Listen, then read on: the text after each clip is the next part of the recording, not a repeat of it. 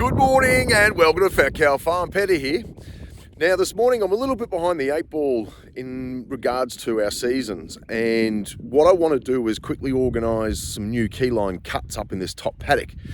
Now a lot of you who have been following would have seen that last year we put some keyline cuts in on contour, and then maybe there was probably about 15 or so coming down from the top here behind me all the way down. And so what I'm going to do now is quickly jump in between those original cuts and put another one through in the middle, because I've got a heap of rain coming in the next week, and that's really what I want to capture. And what I'm finding at the moment is that, you know, we just had 30 odd mil last week, and the swale at the end here was filling up. So not only are we getting that vertical rain filling up the swales, but it's indicating to me that I've also got a fair bit of runoff coming into those swales.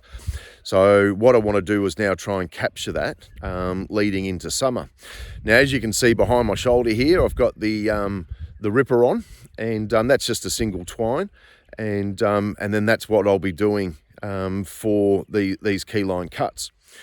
All right, so I'm going to turn this camera around and we'll have a look at what we've got existing, and then we'll sort of go through the process of where I've put these cuts, why I've put those cuts in, and how they're all working. All right, I'll see you soon. All right, so just looking up this little hill here, this little slope, and you can see where the original key lines were running through, and so on and so on and so on.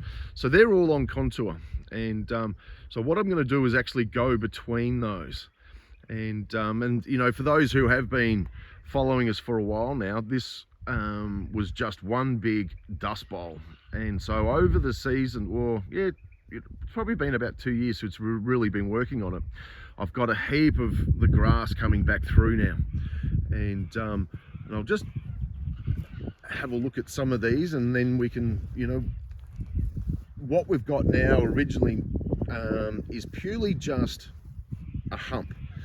Now what's happening is that originally the ripper was dropping down to about 600-700 mil below this ground level, and causing a bank on either side. Now with rain and cattle and everything running through, what we're finding is that these have now dropped back. We've got a heap of grass in there, and what I would be assuming what's happening below is that where that cut was has now all collapsed. So what we're going to try and organise now is that you can see that there's a rip here and another one there. So what I'm going to do is come into the middle, and so we're still going to get a fair bit of water bank behind these original ones, but with the new one coming in, I'm not going to get as much sort of surface rain-off or surface runoff coming back into those key lines. And if we sort of just pan down, that there, you can see a couple more key lines running through, and that's the major swale running through the property. So that runs all the way through, and you can see it's going like that, and it just keeps on going and going and going. And I'm like, yeah, here's another one of those original keyline cuts. So this time what we're also going to do is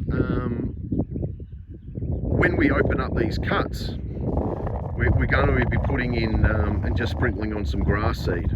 And so we didn't do that last year, and but yeah, we've certainly sorted out this year. So we'll just put on some just pasture grass, and then that'll just aid in keeping all that loose soil together with the root network of the grass, and then hopefully it will sort of maintain a little bit better. But all right, so what I'm going to do is actually start from the top here all the way up there, and then just work our way back down this paddock like so, back down to that original swale which is running across there. So when I get down there, I'll show you, you know, I've still got a heap of water in those, and that's what I really wanted to try and, you know, I'm happy that we've got vertical, and then that slowly just absorbs back into the ground. But I'm thinking that there's a fair bit of runoff in there, so it's now time to get these new key lines in. All right, well, I'll get that all tractor fired up, and I'll start at the top, and we'll see how we go, and I'll show you how the cuts are running. I'll see you soon.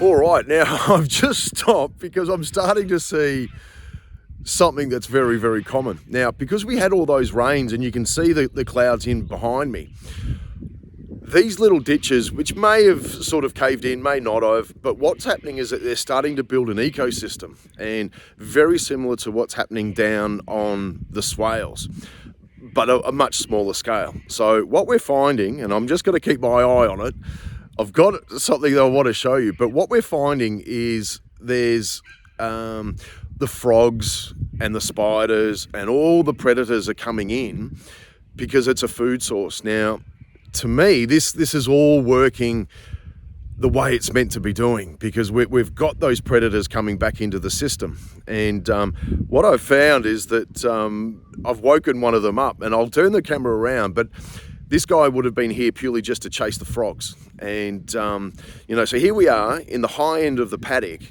and he's found a wet spot, and because I can still hear frogs, you know, croaking and all that sort of stuff. So there must be a lot of dampness still in the bottom of this soil. But I'll turn the camera around, and I'll show you what we've found. Pretty scary. I'll see you soon. All right, so what we've got here is a little red belly, and he's not too perturbed by anything, but I'm just looking at him now, and he seems to have quite a fair bit of good body in him. So he's been cruising around here, obviously picking up all the frogs and a few other bits and pieces. But this is typically what we're finding, and so with all the I'm not a super fan of snakes. But it's just, I thought, well, you can see the camera's probably shaking. I'm bogging my pants. But what we're finding is that the ecosystem is really starting to take off.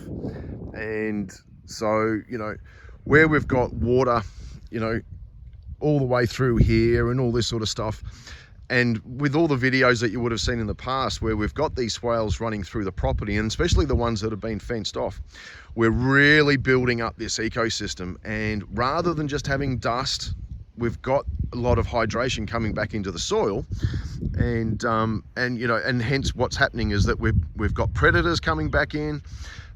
We've got bird life, we've got a lot of insects, frogs, things like that. So with the insects, the frogs come in. With the frogs and small little rodents, you've got the snakes that come in.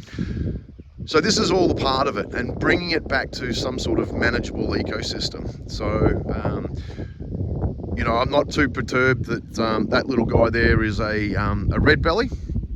He's all cool, and it's really the browns that I don't take a fancy to. But yeah, so I just thought, while I was just cruising past and I saw him down there, and I thought, great, what an opportunity just to show you that the ecosystem is coming back, and nature is sort of returning where we had dust, and it's a grouse sign. Really, really good sign.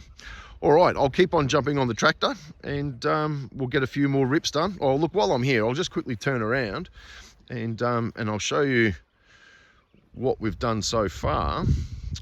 So as you can see, and we'll talk about these a little bit later on, about the depth and things, but you can see obviously a new rip, the old rip, and then there's the new one again.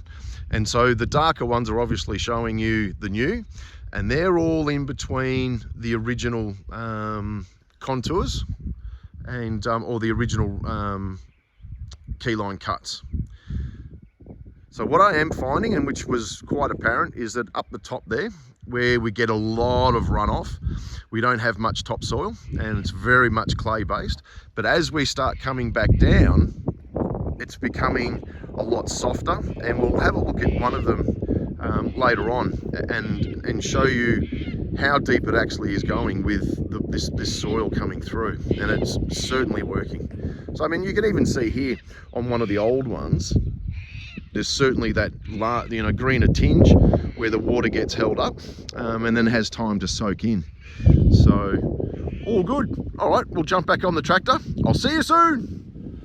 All right, so here we go. We're all done, and there's a couple of hours in there, but as a time investment, absolute no-brainer. And just having a look behind me, I did start counting, but I've lost my I've lost my memory. I think there was close to about 35 keylines cut in, and so yeah, look, certainly with the weather coming, and it's all, you can see the clouds behind me, it's all just starting to cave in, and it's already starting to spit rain a bit. So just in time. So but the main rain was meant to come over the early part of next week. So but anyway, look, what I'll do is we'll have a look at one of these new key lines, and we'll show you the depths and how it's all working. So I'll turn the camera around. I'll see you soon. All right, so what we've got in there is probably a fairly good representation of what depth we're looking at, and like we were saying before, it's about 600 to 700. Now a lot of it's already caved in with loose soil and dry and all that sort of stuff, and then that's just going to get worse and worse and worse, and the whole thing. But what we're really looking at is, you can sort of see the high sides coming up to the cut where the pipe layer has gone in, and then obviously the tractor tires on either side. But yeah, so that's typically what's going to happen. Now that will all start caving in over time, but at least we've got soft soil there, and then yeah, so you can see that there's a gap there. I've got a pipe that runs up to the header tank, and then it sort of comes back down the other side. Yeah, and of course I hit it. So I've got to do some repairs. I've got to race down the shed and get some bits. So I've got to sort that out this afternoon too. But yeah, but you can see all the lines running through, and then so not only now have we got the the original cuts, which is there's one sort of running through there, but now we have these new ones. So we've reduced basically the surface area, and we've sort of down to around about 10-15 meters now. And then there's also one further down yonder. All right, I'll just quickly turn this camera around. See you soon. All right, so there we go. So we're all pretty much all sorted out now, and I'm just got to quickly race in before this weather gets even worse than what it is now. But you can see the pipe layer on the back, and that's purely that's what I've got. And so if you had your yeoman's plough or something like that with a couple of twines on the back, oh wow, it would just make life so much easier. But from a paddock that was just a dust bowl to what we've got now, and we've done a few videos on this paddock now, it is changed 100%. Just ace. So now that we've got some new key lines in, and they're deeper and brand new, we're going to hold a lot more water here, and really give it time to soak in. So yeah, just another day at Fat Cow Farm, eh? All right, so all about your new keyline cuts. Probably about I reckon we're probably about 6 to 8 weeks too late. We should have done it a little bit earlier into spring. But like and subscribe, and I'll see you soon.